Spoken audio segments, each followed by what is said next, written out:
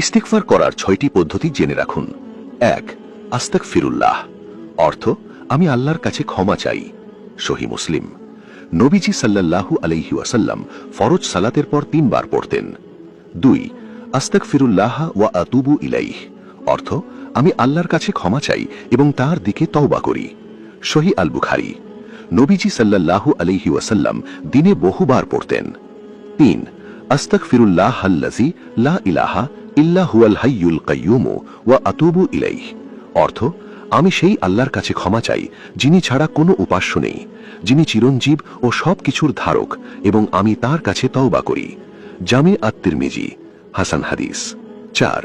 আল্লাহুম্মা ইন্নী যালামতু নাফসি যুলমান কাসীরা ওয়া লা ইয়াগফিরু যুনুবা ইল্লা আনতা ফাগফিরলি মাগফিরাতান মিন ইনদিকা ওয়ারহামনি ইন্নাকা আনতাল গফুরুর রহিম, অর্থ হে আল্লাহ, আমি নিজের উপর অনেক জুলুম করেছি, আপনি ছাড়া গুনাহ ক্ষমা করার কেউ নেই, তাই আপনার পক্ষ থেকে আমাকে ক্ষমা করুন এবং আমার উপর রহম করুন, নিশ্চয়ই আপনি ক্ষমাশীল, পরম দয়ালু। সহিহ আল বুখারী, সহিহ মুসলিম। ৫.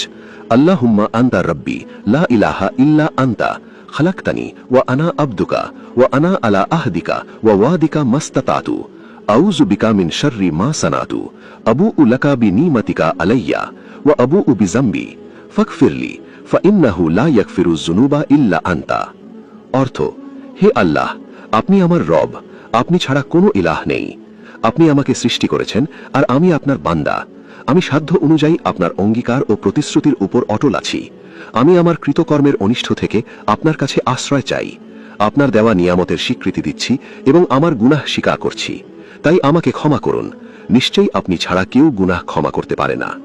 ৬. রব্বি ইন্নী যালামতু নাফসি ফাগফিরলি, হে আমার রব, নিশ্চয়ই আমি নিজের উপর জুলুম করেছি, অতএব আমাকে ক্ষমা করুন। সূরা আল কাসাস, আয়াত ১৬।